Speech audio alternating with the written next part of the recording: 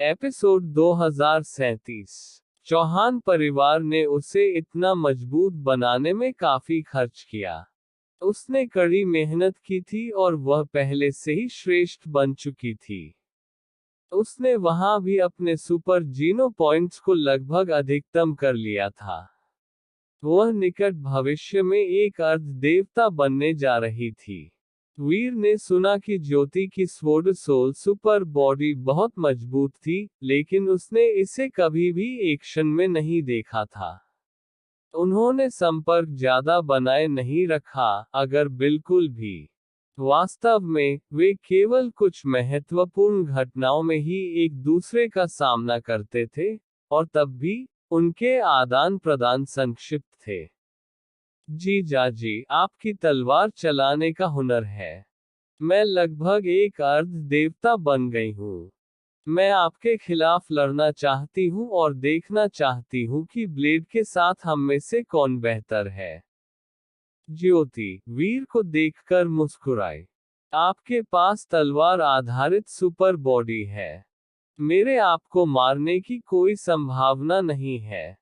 वीर को डींग मारने के अधिकारों के लिए जीतने की चाहत का युग बीत चुका था।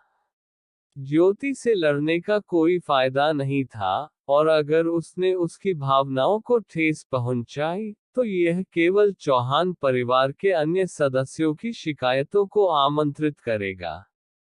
ज्योति ने पलक झपकते ही कहा, ठीक है, जब हम लड़ेंगे तो हमें इसका पता लगाना होगा।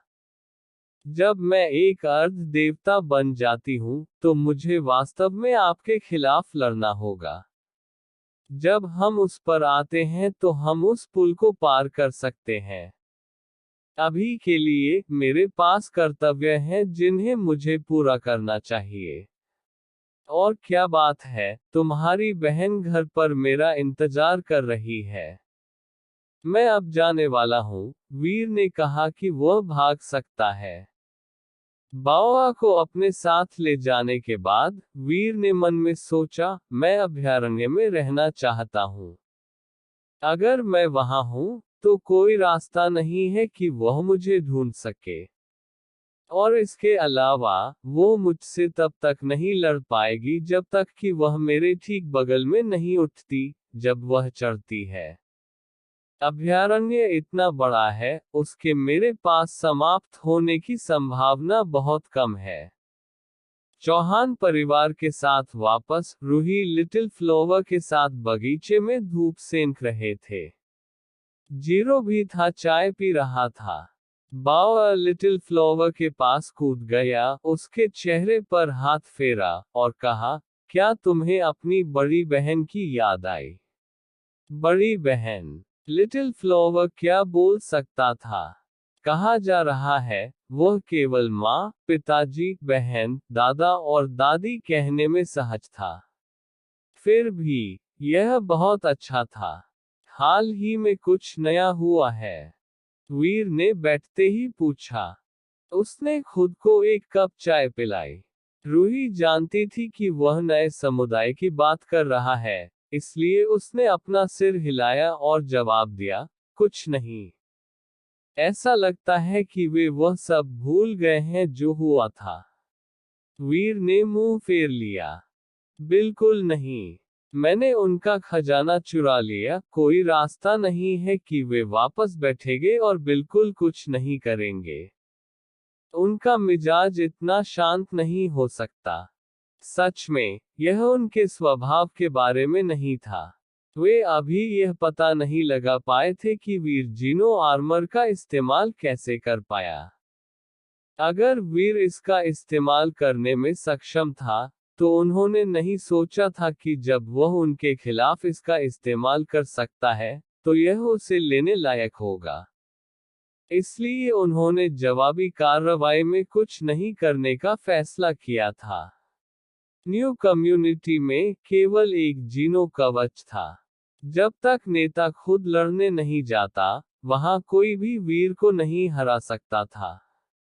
न्यू कम्युनिटी के अध्यक्ष का शरीर अभी पूरी तरह से ठीक नहीं हुआ था, और यह उन कारणों के मिश्रण के कारण था, जिन्होंने वीर से बदला लेने के लिए कोई योजना तैयार नहीं की थी।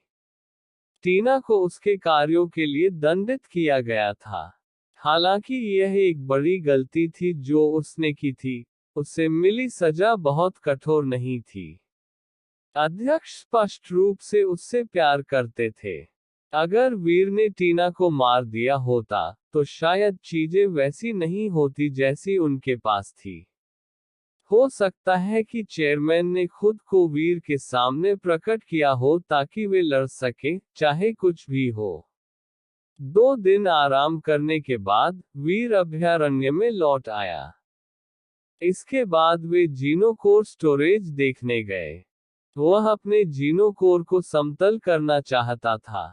वीर ने इस बार जीनोकोर स्टोरेज को खोलने के लिए अपने क्रिस्टल कोर का इस्तेमाल किया, क्योंकि उसकी क्रिस्टल कोर की रैंकिंग कम थी। यह कमजोर था, और वह जानता था कि उसे इसे पहले स्थान पर लाना है। 10 वर्षों के दौरान, लोग क्रिस्टल कोर के बारे में सब कुछ भूल गए थे। इसलिए, वीर ने उसके आगे जीनोकोर को चुनौती दी। उनकी चुनौतियों को स्वीकार किया गया। वीर 10,000 के दायरे में आने में कामयाब रहा, और वह अंततः 1,000 के नीचे चला गया। उसके बाद, वीर को सैकड़ों लोगों को दहाई तक चुनौती देनी पड़ी, और वहां से 10 और उससे नीचे। लेकिन जब 1000 और नीचे के वर्ग में एक जीनोकोर 100 से नीचे के लोगों को चुनौती देता है, तो यह आसान नहीं था। वहां के जीनोकोर एक चुनौती को बहुत आसानी से स्वीकार नहीं करेंगे, क्योंकि वे एक रैंक छोड़ने से डरते थे।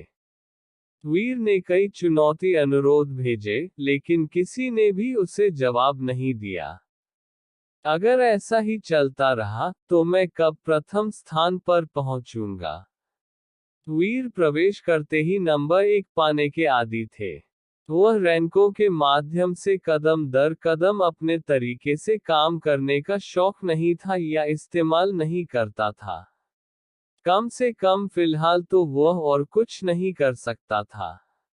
वीर ने सिल्वर जीनोकोर लीडरबोर्ड को देखा, और जब भी कोई नाम जगमगाता था, तो वह एक आमंत्रण भेजता था और एक संभावित प्रतिद्वंद्वी के स्वीकार करने की प्रतीक्षा करता था। लेकिन बार बार भेजने के बावजूद उनके किसी भी चुनौती अनुरोध ने काम नहीं किया। जैसे ही वीर ने फुल ऑन आमंत्रण स्पैम के लिए अपनी गति बढ़ाई, लीडरबोर्ड जगमगा उठा और एक पोर्टल के माध्यम से वीर को अंदर खींच लिया। किसी ने मेरी चुनौती स्वीकार कर ली। वीर इस बारे में बहुत खुश था, लेकिन क्योंकि वह स्पैमिंग कर रहा था, उसे यकीन नहीं था कि कौन सा निमंत्रण स्वीकार किया गया था। जब वह युद्ध के मैदान में पहुंचा, तो वह यह देखने के लिए उत्सुक था कि उसका प्रतिद्वंद्वी कौन होगा।